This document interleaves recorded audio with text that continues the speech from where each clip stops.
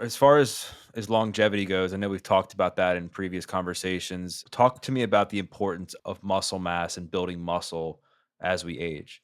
If you remember when we were kids and we saw our grandparents or saw other people's grandparents, what was the first thing that we noticed besides their white hair? We noticed that they kind of were like they had thin arms and thin legs. A lot of people. I mean, he's not obviously somebody who's obese, but and then when you shook their hand, man, their arm was like really light. They don't have a lot of muscle mass. They've got bone and skin, right? Like, and that's exactly what happens as we age. We begin losing muscle mass. There's a medical term for it when it becomes really severe. It's called sarcopenia, and to some extent, that occurs to everyone. Like, the old saying, "Use it or lose it." Well, a lot of people as they get older just are less physically active. Lots of reasons, not just because they're older. It happens over decades, and as you're not using your muscles, you start to not keep them built. Most people don't realize you have to really maintain your muscle mass, and then of course, diet, nutrition. Older people as we age, you want healthy aging. You want to have a healthy appetite. When you start eating less and less and being picky with your food, a lot of people, nursing homes, they push aside their tray. They just don't want to eat. All right. You don't eat, you're not taking in protein. You need protein to build your muscles. Okay. You need other micronutrients as well. So this idea of not moving, not eating enough protein, you don't move it and feed it, you're going to lose it. And that's really dangerous because it turns out that muscle mass is correlated with longevity. If you have more muscle mass, you're likely to live longer. Okay. People focus on body fat and things like that, but actually, muscle mass is the most important thing.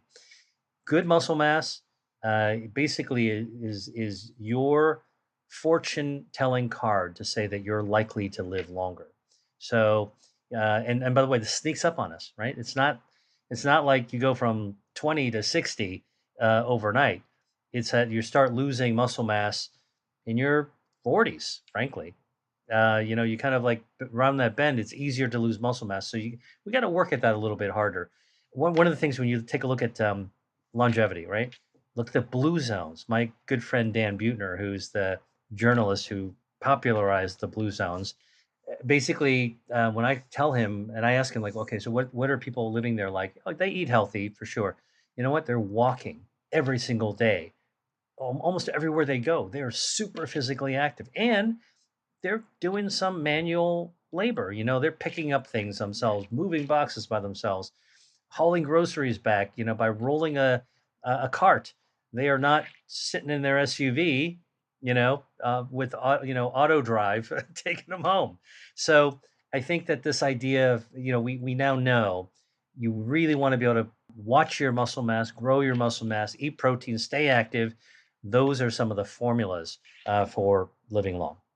Staying on that theme, what would you say are some, if you had to pick like five non-negotiables for people when it comes to the foods that they eat over the long term, what would they be? And the reason I say that is because there's so much confusion out there. You see seed oils are bad, you see, red meat's bad. You see all these things that when people are trying to change their health, they get so confused about what to do. I mean, then you have other people that are saying vegetables are toxic, like in it, and I think that just creates like it almost makes people not want to change because they're like, I have no idea what to do. Yeah. And we kind of touched on this at the beginning, but what would you say are some non-negotiables? Yeah, well, so I like your term non-negotiable. So what are the things that you really want to adhere to when it comes to your diet? So I'll try to give you my thoughts on this, how I would do it, or how I do it, in the non-negotiable ways. Number one, it's non-negotiable for me to go with the first thing that I hear on social media or the internet. It's not negotiable for me. I always need to double check the information I'm hearing, and I always look for trusted sources. And the problem we have now is there's so many voices, so many sources out there. It's easy to get attracted to somebody's idea, and then get swept up in a wave. It's not negotiable for me to follow something without a trusted source verifying it. Check your own information. All right. Number one, non negotiable for me, I have to live, in order to live healthy, I have to keep this light burning in my head, this candle burning in my head that reminds me, cut down or cut out processed meats.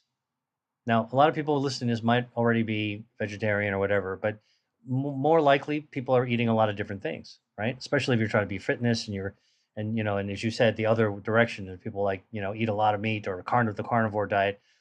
Processed meats, we're talking about the kind of stuff you get in a deli, the pastrami, the salami, the bologna, the stuff that, honestly, we grew up eating in the school lunch. Your mom packed it, you went to the cafeteria at school, they served it to you. It turns out that that's a level 1 carcinogen by the World Health Organization. Those things, when you eat them over and over and over again, actually cause cancer. Not negotiable for me. So, and I say cut down or cut out because every now and then, knock yourself out. You want to hark back to 5th grade, go for it. But what I said is not negotiable is putting out that candle. I always have that thing burning in my head. I always remember that. Cut down or cut out processed meats. Okay. Number two. Number three, I always have plants with every meal. I always look for what the plant-based foods are. And by the way, there's so many foods that are plant-based. They're all, a tomato. People go, tomato sauce is not healthy for you. If you actually choose wisely and get a good tomato sauce, make it yourself, or get a good quality tomato sauce, it's totally good for you. In fact, it's been studied by research as an example. Beans, think about it. Beans are something very simple, very cheap, very easy to prepare. I mean, you can even get them that are cooked in a can. And these have been studied by researchers. They're gut healthy. And so I always sort of say non negotiable, make sure there's vegetables, greens are good, colorful foods are good, but don't forget about things in the middle aisle that we're not supposed to go into, but beans and canned goods, vegetables and legumes, also really, really good for you. That's not negotiable. Fourth thing that's non negotiable to me, it's got to taste great. I will not eat something that doesn't taste great. Occasionally it happens and I regret it, honestly, but I try to make every decision a shot on goal. And so it's got to really please me. And that's motivating to me because it makes me look for healthy things that I enjoy tasting. It's kind of like a little hunting game that I actually have. And it's not negotiable. Like if somebody says, look, I got some healthy food for you and it tastes like crap, no, thank you. I just won't eat it. I will wait for a meal where I actually can taste something. And then I think that another thing that is non-negotiable is really the idea of never cooking yourself. And the reason is you should always find some time every week to cook for yourself. That's tending to yourself. That's like taking a shower, brushing your teeth, exercising. Cooking for yourself should be instinctive as something you do for yourself. Non-negotiable for me to only eat takeout or only eat prepared meals. That's where you can kind of slip slide into trouble when it comes to your health. I want to talk about planning for a second because as we've talked about some of the different, adversities and struggles people can have when it comes to wanting to lose weight and improve their health, I think planning is a big one. And a lot like yourself, people are busy, they have kids, they have jobs, they're traveling, they're running around, they're picking kids up from school, they got homework. What have been some of your best practices over the years when it comes to planning your meals and planning what you eat that have helped you, maintain your health?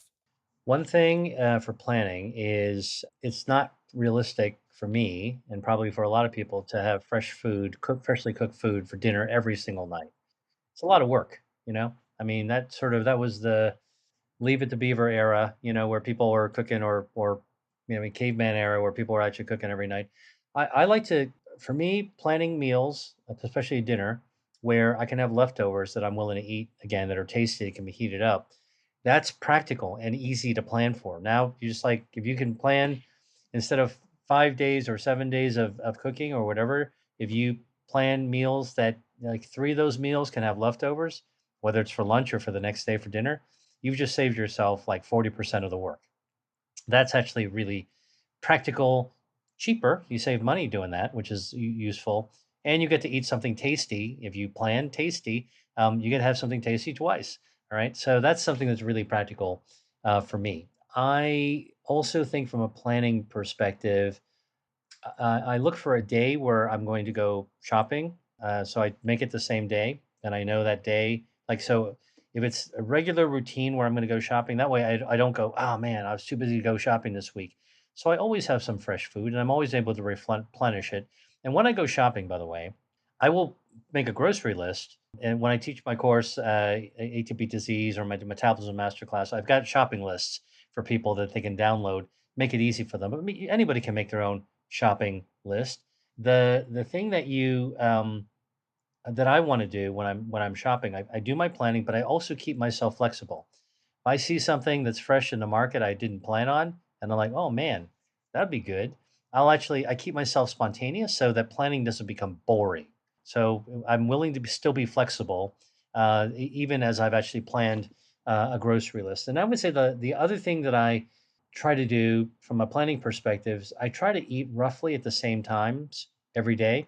Because if you don't, you're gonna find yourself like eating when you don't want to eat, or eating too much, or eating junky food whenever it's available to you. So I think having some discipline, some regimen of timing is actually helpful.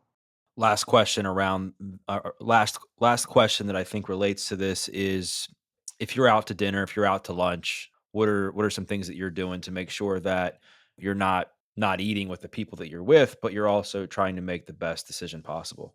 Yeah. Well, look, I very much enjoy the eating out. I love the idea of going to a restaurant that I know has good food, or a place I've been, or even trying a new place. And what I do to make sure I'm doing something good for myself is I open the menu and I immediately look through the offerings, and the things that catch my eye first are when they, you know, how restaurants, a lot of restaurants now will list what the ingredients are in their food. I look for the ones that I recognize are healthy. When I teach my course, my online course, I always tell people, look, it might be hard at first, make a list for yourself, but you're going to start to recognize, oh, you know what? There's some broccoli sprouts. Okay, that's good for you. Or, oh, here's some radishes. That's good for you. So you start to recognize these healthy foods. And what I do is before I make my decision what to eat, I kind of take stock of what they're offering that has healthy ingredients in it. And then I think what I do is I think about ordering something. I first put the vegetables on my list of what to order. So, you know, a lot of times like, oh, vegetables are on the side. But I'll look for what is the green or the vegetable or the colorful food that I actually want to order first before I go for whatever the protein is going to be.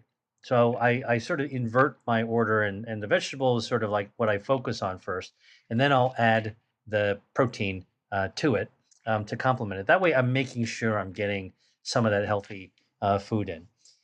You know what? I respect my dining partner's choices, and so I'm not judgmental about that. I just know that I've got a responsibility for one person, and that's me. Every time I sit down at a restaurant, every shot on goal counts. Every meal, every time we make a decision to eat something, you know, counts for our health. And so I try to make every shot count.